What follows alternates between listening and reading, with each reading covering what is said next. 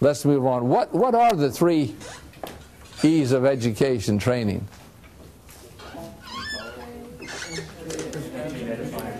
Educate, edify, empower. What is the formula? What's the formula? What's the combined 6-stage formula? Work hard. Okay, well, let's start right over. How's it go? 1, get up early, work hard, get your education, find your oil, so you can make your mark, so you can get prepared to build the kingdom. Be prepared to be of service. Okay. Hope that's internalized to where you'll someday, when I'm in my motorized wheelchair and I'm in Fiji, you'll come up to me and say, "Hey, I remember the 6-step formula. I've done it." Okay. Okay. Any other questions? Let's begin today. Today we're going to take. Most of the time I rob the material from somebody else. Today this is one of my expertise. I was the senior vice president over Franklin. This material today is material that I was in charge of for 5 years, and it was the world's largest time management take control company on the planet Earth. And so I come to you today as a resident expert in this field. Most of the days I'll come to as a resident plagiarizer, but I'll give them credit, so it's not plagiarism if you give credit. But I'm going to rob from other people who have had some great experience, taught some great principles.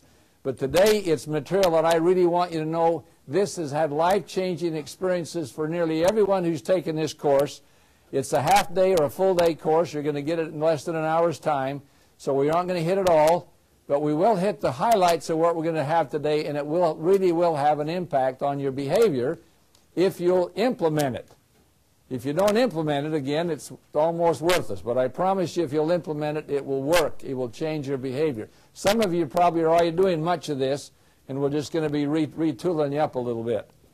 Let me tell you a story first that I often forget to tell. It's a story of a time when we first went to Franklin in 1989, when we got back from Virginia on our mission.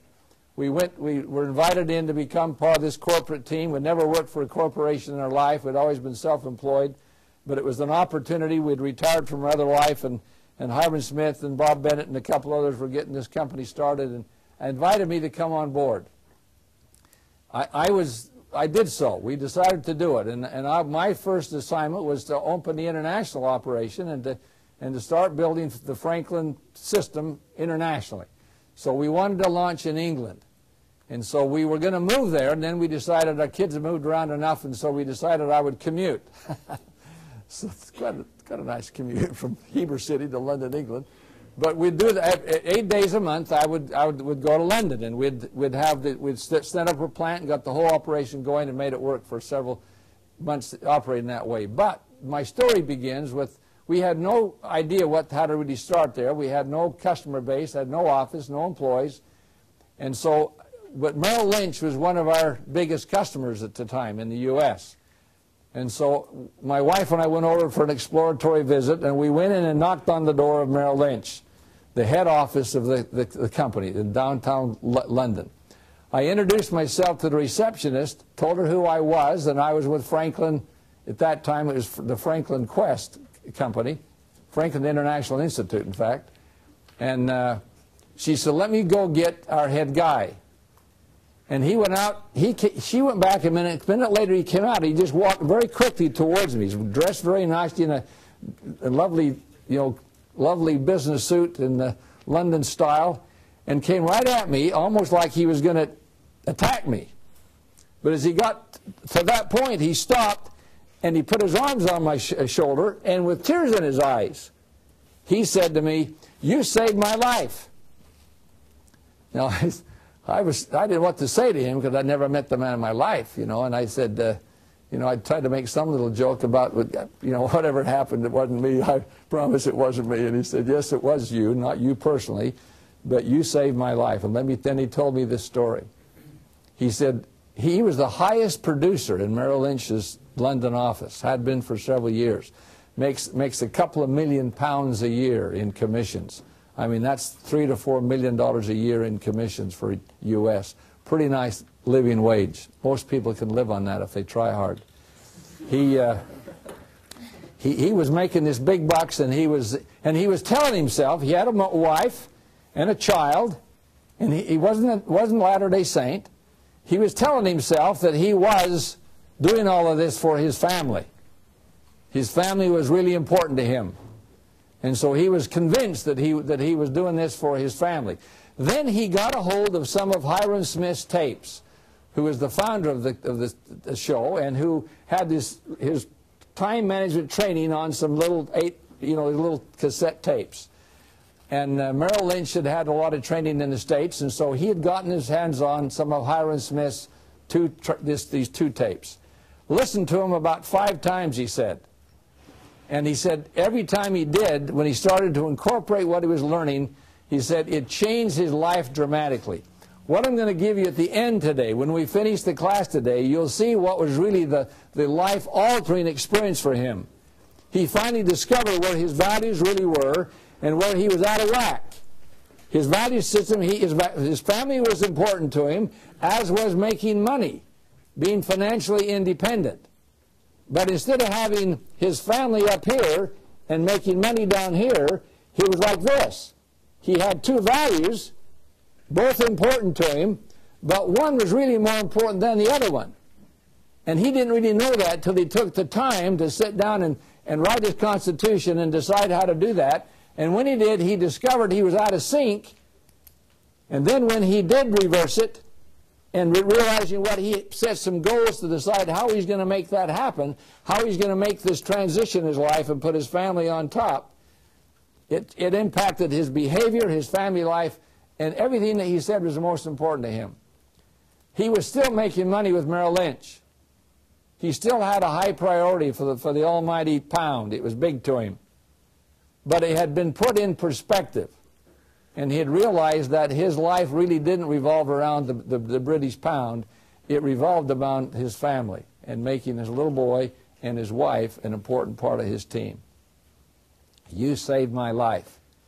I say that to you today because I really believe that what you're about to see, and if you'll study it and use it more and find out more about it, it too will have a dramatic impact on your behavior. I promise. If you don't, once again, it'll be nice stuff learned, but it's got to alter the way that you operate. We're going to talk about how to take control of your life. Everybody needs to know how to do that. Most people don't know how to do that. Most people don't do it well.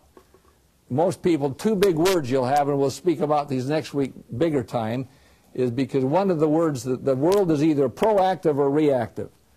What's the difference? What's the definition of being proactive? Going out and doing it. It's a good start. Okay, anybody want to add to that? Self-motivated, self-starting, self-generating. If you're proactive, you don't need to be turned on every morning to get after it. You know, you're out of bed with no alarm clock and you're after life. Life is moving fast. You really are getting up early, working hard, and going after life. Most people are not proactive. Most people are reactive. Most people wait for someone else to tell them what and where to do and how to do it. But the real key to being the master of your own life and control is if you learn, and next week we'll talk about more about the proactive habit and how you acquire that habit if you don't have it now. You can get it.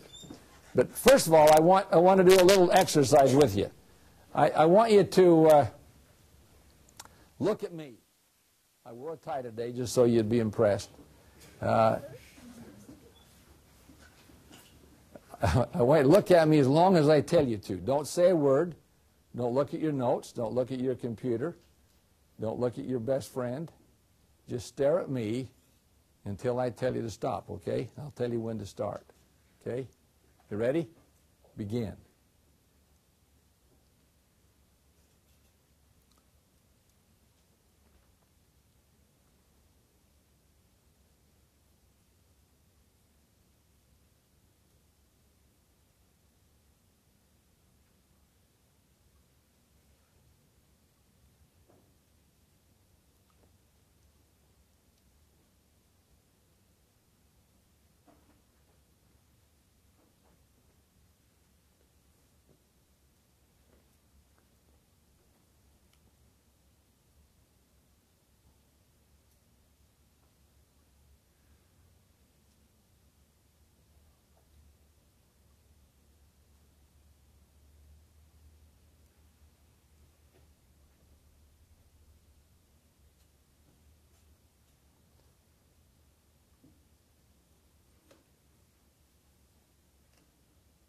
Stop.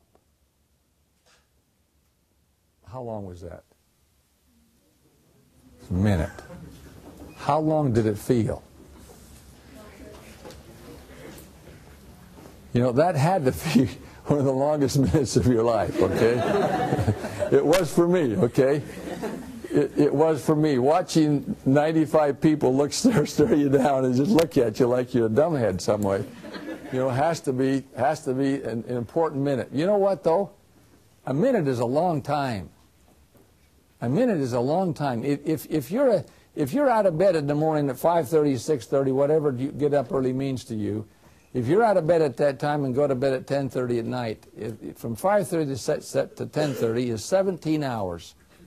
That gives you 7 hours to sleep, and you got 17 hours. How many minutes is that for you mathematicians? 17 hours times 60, 1,020, isn't it? 1,020 minutes. You know, do you know why most people don't plan? What do they say? They don't have time. You know what that is? That's a lie. They have the same amount of time that you have and that I have. Every one of us has, after sleeping hours, we have 1,020 minutes a day. Every single day of our life. 1,020 moments. What we're going to talk about today is how do you take control of those 1,020 minutes in a meaningful way that will, in a proactive vein, that will put you on top of your world. Whatever you want for your world. I don't care whether you want to own the world in an entrepreneurial Bill Gates fashion, whether you just want to be a fisherman in the South Seas. Whatever you want to do, you need to be in a position where you are in control of that environment. And you have, like everybody else, 1,020 of those moments every day of your life. Most people in a reactive mode waste them. They don't go anywhere. They sit around waiting for somebody else to lead, direct their lives.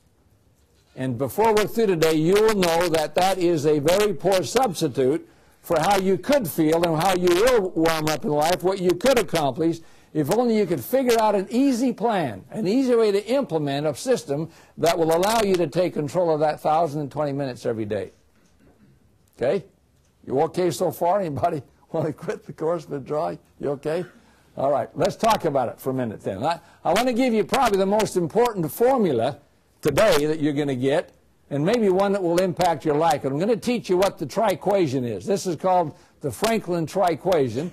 A very important, what is an equation, you mathematicians? An equation is anything where you have an equal sign having two equals on both sides, right? What would be a tri-equation for you geniuses? Three things that are equal, okay? I don't mean to put you down, because you'll all look like you're geniuses, okay? Three things that are equal. So I'm going to give you three words to put in this equation, and you put anywhere you want. Why? And any one of the three blanks. Why can you do that? Because they're all equal, so it doesn't matter which side of the equal sign they are. You put these three words in your notes, and you'll have yourself an equation that will have dramatic impact on your children someday, if you really get it. Number one word would be self-esteem. Self-esteem. Number two word, in any order, is productivity.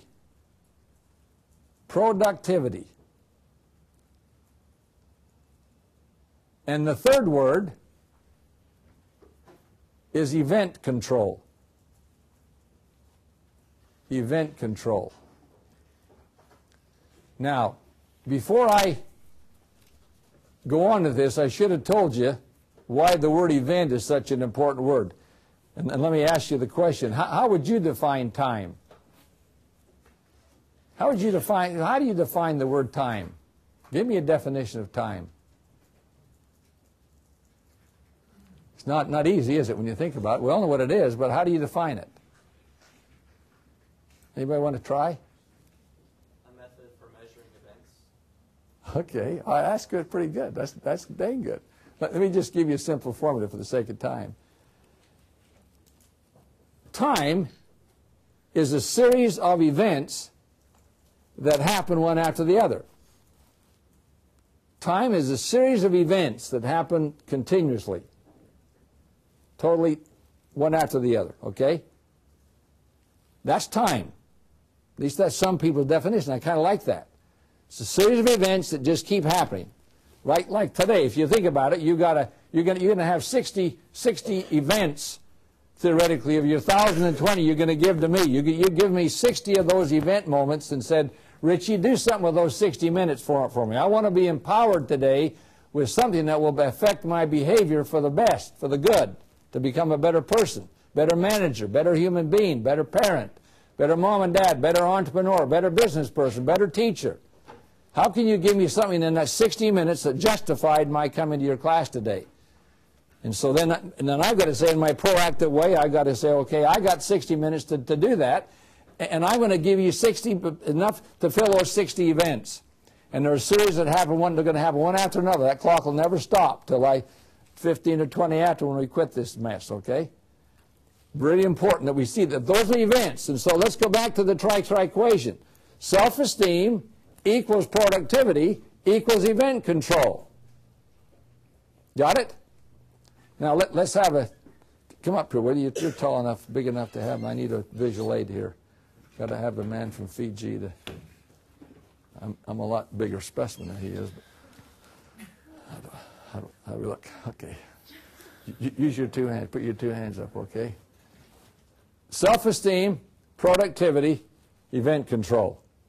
The three things that are equal. So that you know that if your self-esteem goes down, as it goes down, what's going to happen to the other two?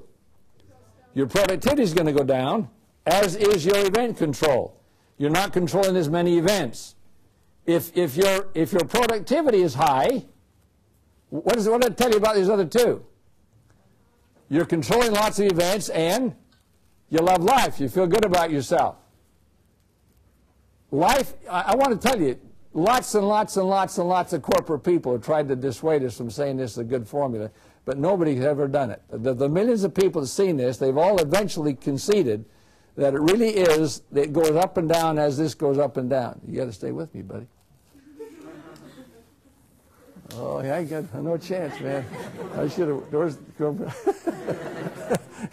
Okay. Now, the reason why this is so crucial, you get this, is this. You will have children someday who you'll be watching, and they're going to be suffering with low self-esteem. When they are suffering with low self-esteem, you're going to remember back to the 30th of October 2009 when you remembered that if their self-esteem is lousy, that means that they're having a non-productive day or moment or life. They're weak, they're whatever's bad. And you'll also know that that means they haven't taken control of their life. They're in a reactive mode. They've got nobody really direct them in a positive way. They're not getting much done, so their productivity is a mess, and they feel awful about it. What do those people end up doing in life, usually? Before they're through, about the time they're 17 or 18, when they finally realize they're a non-producer, how do they try to build their self-esteem? Name me one way at least. They end up going on what? Drugs. Trying to find some way to feel good about themselves, to feel productive, feel some good part of their life. You know what? It's a lie, isn't it? Lasts for a second, the high goes away, their productivity, self-esteem falls apart. But when they're high, they feel good about themselves for a minute, falsely, but they find some false way to try to justify and find a way to feel good about life. And so you... Now, this one last thought. Pretty good arm. Which of those three, well, one more time. Which of those three can you, this is going to get better in just a minute, Holiday.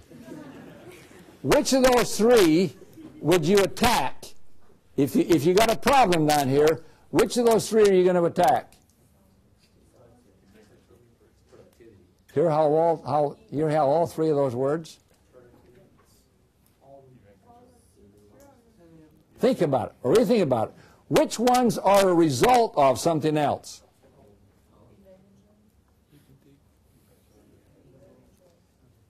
You take control of your life, you control your productivity and self-esteem, don't you? As you take this one up, now see, these are byproducts. These come as a result of this. When you're doing nothing, when you're at the beach all day, and you wonder why you really don't feel good about your life, you really aren't getting much done in life, there's really nothing on the horizon, the girls have left you, everything's gone south on you. When you just got a beach bum mentality, you realize that because you stopped taking control of this, that this other part of your life has fallen apart. This is the one you work on. This is the one you attack. When you start realizing you got 1,020 minutes to organize yourself and take control of, everything in life will follow suit. I promise you. Thank you. You said that was event control? Event control. Take in charge of your life. Take charge of those 1,020 minutes, and your life will become a productive, meaningful, happy, excited machine. Okay? That's a truth you need to buy into. It's really true. How do you do it? Let's teach you how to do it now in just a very quick course. Don't have time to spend the hours on this we normally do, but it begins with you got to make a plan. You got to start off the day making a plan. We call that in our training days, we said you got to set apart 5 to 10 minutes. After you get doing this very often, it will happen in 5 to 10 minutes a day. All of you have that kind of time. We call it on our list of things to do, we used to call it P&S. Planning in solitude. Planning in solitude, and it became our A1, the number one item of our day. It can happen at the end of a day, before you start your next day. It can happen at 5:30 in the morning the next day. It can happen after you shower, before you shower. I don't care when you do it, but before you get that meaningfully going on your day, you're going to have to start making a plan. How do you do a plan? It's really easy. You can do it on the back of a napkin if you want to. You can do it on the back of an envelope. Most people find some kind of a planner or some kind of a journal. Now most of you do it electronically. I don't care how you do it. I'm a paper man. Just until a week ago, I got a calendar now on my iPod. But I've always been a paper man. My walls at home since 1982 when I was introduced to this, I've got a day planner book for every year for the last 27 years. And everything I've ever talked about, said too. It's all in this journal that I've kept all these years in my planner. Well, it all begins with having a morning experience or an evening experience where you sit down and write down all the things you would like to do or ought to do or have to do that need to be done that day. In your mind, it could be done or want to be done. Doesn't matter whether you can get them all done or not. You just make a list. No numbers by it, no nothing. And in that, when you get that list done, now you've got this masterful list that might be 10 pages long of things that you'd like to do today if you had a perfect world. Now, you'll get better at it, and you won't have 10 million things. You'll have 28 things or whatever is really important to you. After you've done it 2 or 3 days, you'll start being more selective in what you do, especially when we talk about this in a few minutes. So you make the plan. Then the next key to that is you got to prioritize that. And let me tell you why. And let me tell you how easy it is to do it. You've all had a magnifying glass, right? You all know what a magnifying... What can you do with a magnifying glass? If you're out in the sun. Pardon? You burn insects. You've been in my class before. You can burn insects. You can burn a lot of things. You can see an ant just sizzle, just go away. But you take... Why? What does it do? What's the physics of it? What does it do? It magnifies the rays of the sun into a prism of some sort to where you finally get it focused, all the rays on that one spot, and it becomes likened to a laser beam. You'd be more familiar with a laser, don't you? The focus of great energy on one single spot. That is what prioritizing does. Now watch. Once you have made your list of things you say you would like to do or need to do today, and this will include, when you get through with this, you'll see how magic this is. When you start a new semester, you'll take your planner out, electronic or in writing, and you'll master plan your whole semester.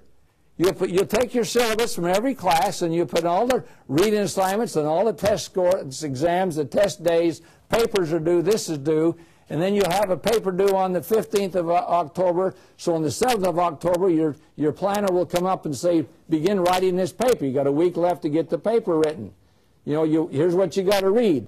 And so if you plan your syllabus out so you got a master plan, in 3 hours' time, you got yourself organized for the whole semester.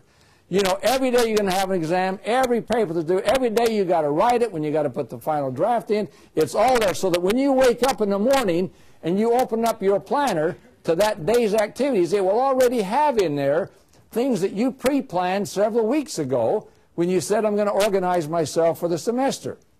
It'll automatically come up with the exam, test score, whatever else you got to do that's got to be done that day. So you'll have some pre-things on your page. Then you'll add to that page the things that you've now added, you say, I've thought about today, I want to do.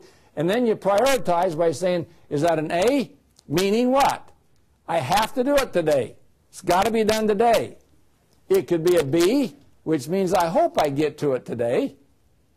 It could be a C, which says, I'd love to go to the beach today.